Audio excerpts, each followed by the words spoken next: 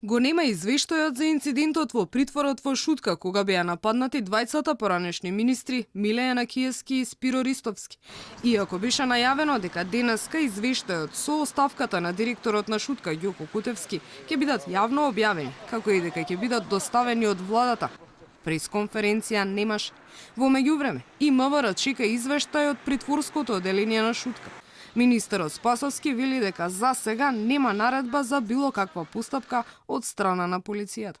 Јас очекувам дека тие ќе го завршат извештајот за истрагата внатре, бидејќи тие се задолжени во делот на обезбедувањето внатрешно на сите казнено-поправни установи во Република Македонија и на основа на тие извештаи кои што тие се должни да ги достават во обвинителството, односно во судот, доколку имаме наредба за било какво постапување, ние ќе постапуваме.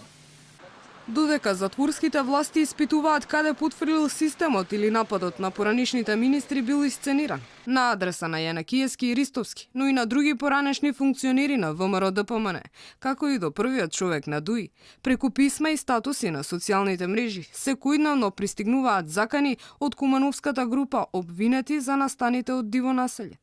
Премиерот Заев вели дека државата ќе постапела соодветно.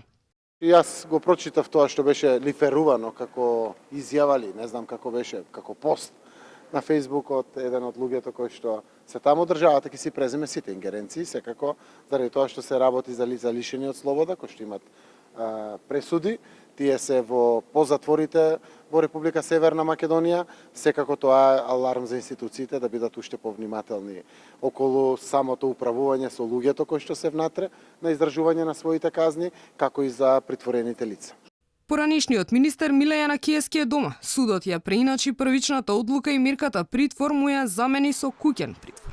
Но во Шутка остана Спиро Ристовски.